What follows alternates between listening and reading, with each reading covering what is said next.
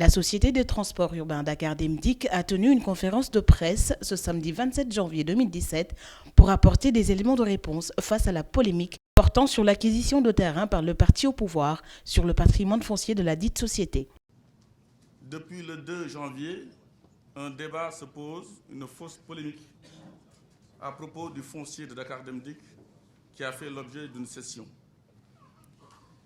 Je n'étais pas au Sénégal et je n'avais pas aimé parler de l'étranger sous cette question. J'ai préféré venir vous faire face les yeux dans les yeux. C'est pourquoi aujourd'hui, je pense que l'heure est venue d'organiser cette conférence de clarification. Toutes les questions sont les bienvenues. Je pense que j'axerai mon intervention sur 3 points. Le premier point, en 2014, il faut quand même camper le débat, quand ça concerne la société anonyme. Je dis bien anonyme, Dakar Dem Dikk. Une société qui était au bord de la faillite en 2014, quand je suis arrivé le 23 juillet. La nomination et la confiance du chef de l'État. Une société avec un parc automobile assez bas, poussant même certains à parler de Dakar Demoul Dikul, wala bu demee du dikk. Une société qui avait vu ses fournisseurs aux abois. Tout le monde partait. Une société dont la compensation financière était au forfait, rendant la situation assez difficile. Une société au plan de carrière figé dans le marbre. Vous entrez TQ, c'est le rat des pâquerettes, vous terminez PQ, TQ. Vous avez également les banques qui avaient déserté l'entreprise. Parce que quand une société n'arrive plus à payer ses dettes, on peut parler de cessation de paiement. Nous était le statut de la société, on aurait fermé la boîte. Une société également aux dettes sociales colossales. Colossales pourquoi? Avant mon arrivée, aucune dette IPRES n'avait été payée. Je suis le premier à payer l'IPRES.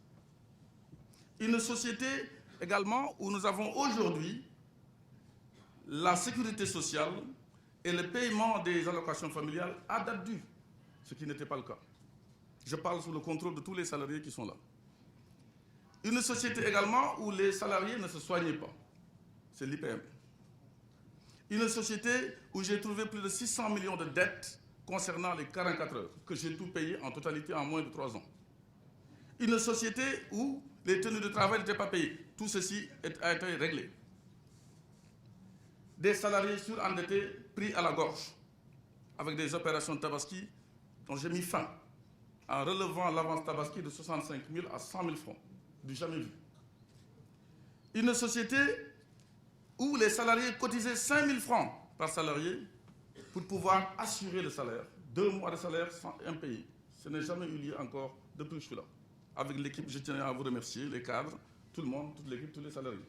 Parce que ce n'est que moi, peut-être que je n'y arriverai pas. Parce que quand je suis arrivé, on a entendu un avocat au transport. Qu'est-ce qu'il va y faire? Mais je pense qu'aujourd'hui, personne n'ose le dire. Nous avions également une société en place qui était sujet à des tensions sociales interminables. Depuis presque 4 ans, aucune grève. Et pourtant, ce n'est pas la rigueur qui manque. On se dit des vérités. C'est ça aussi la gestion. Une société également aux infrastructures en ruine, avec des discriminations à l'embauche. Pourquoi? Concernant le genre, pas de femmes au receveur. Des discriminations concernant les handicapés, pas d'handicapés recrutés. J'ai mis un terme à ça parce que la loi, c'est la loi. La loi d'orientation sociale de 2010 est là. Le directeur général, Maître Moussa Diop, a tenu à apporter des éléments de réponse sur l'évolution de la gestion de Dakar Dem Dikk.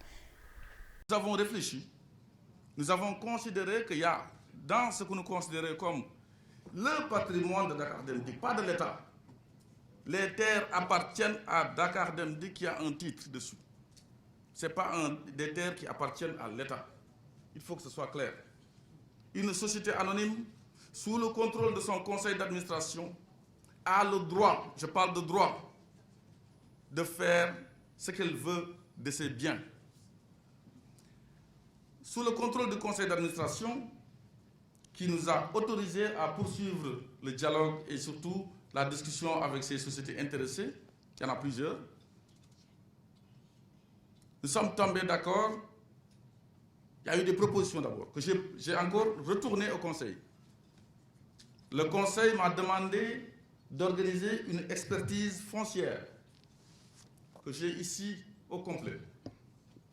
Donc ce n'est pas le directeur général qui a fixé son prix, c'est l'expertise par un expert agréé, évaluateur immobilier, ingénieur immobilier et conseiller juridique, qui a prêté serment,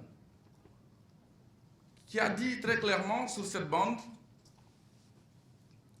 les prix vacillent entre 300 jusqu'à 700 000 francs le mètre carré, selon la zone.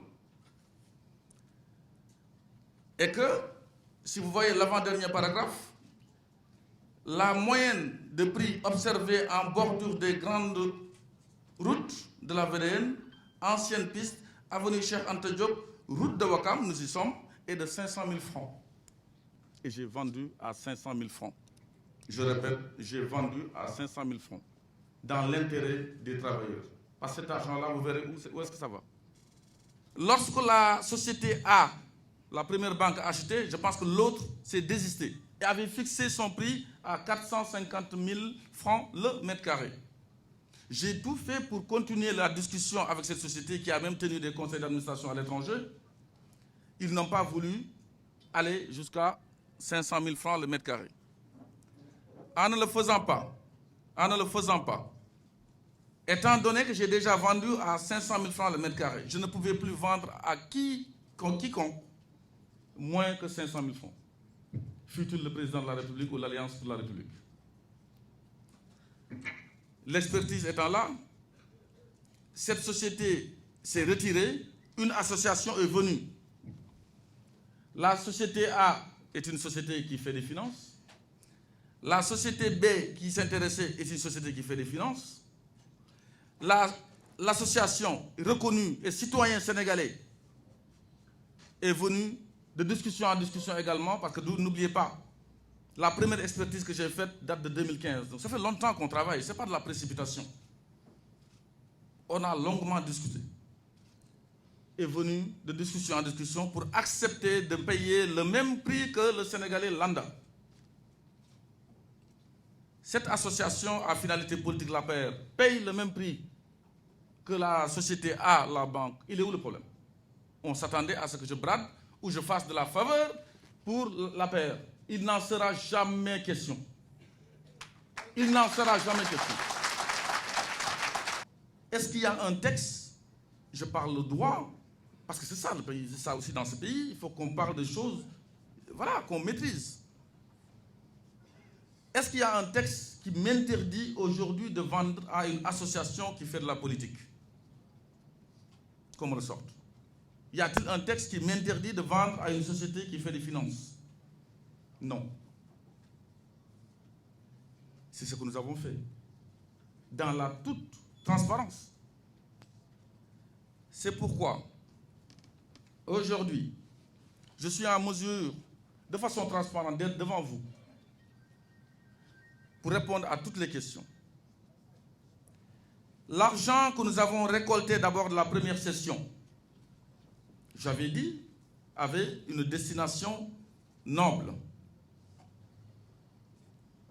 Nous avions trouvé presque, je dis bien, presque 600 ou 700 millions d'arriérés de dettes concernant l'IPM. Nous avons considéré qu'il fallait soumettre tout ce débat au conseil d'administration qui nous a dit, une fois le milliard entré, faites-le comme ceci. 475 bus reçus, lancement du Sénégal Demdik, lancement de l'AIBD, tout ceci, surcroît de consommation de carburant, recrutement de personnel nouveau. Le conseil a estimé qu'il fallait, à hauteur environ de 200 millions, soulager l'exploitation. Il fallait également relever le plateau technique de Dakar Demdik, 100 millions. Relever les bus qui sont en panne, 100 millions. Édification d'un siège avec blocage d'une somme de 350 millions à la banque, parce que 350 millions ne construit pas le siège. Il fallait finir nos opérations. 350 millions pour l'édification du siège de Dakar Dem Dikk sur le lot 2.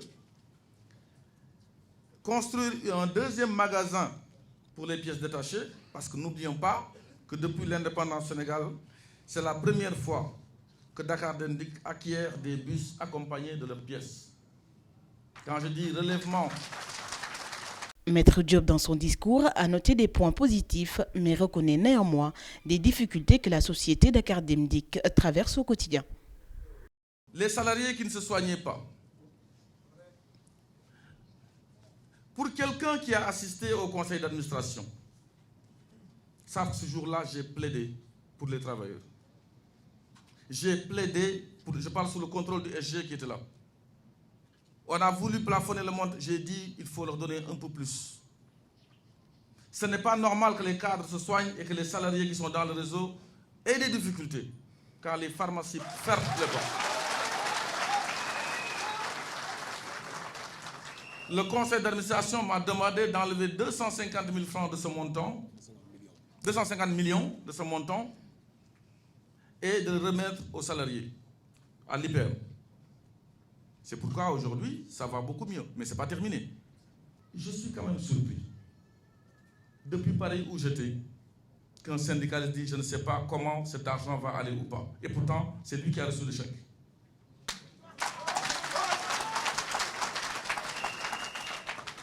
Il faut être sérieux. Quand on ne veut pas être sérieux, on se tait. En totalisant tout ceci, vous avez donc un montant de 2 milliards, 250, 100, 300, vous pouvez de 350, 250, ça fait 600. Plus les 100 magasins, ça fait 700. Plus les 100 relèvements de 100, ça fait 800. Plus les 200 qui vont pour l'accompagnement de l'exploitation, ça fait 1 milliard. Ça part vite, hein? Ce milliard, aujourd'hui, servira à éponger, je dis bien, l'IPM. Totalement. Zéro dette pour l'IPM depuis 17 ans.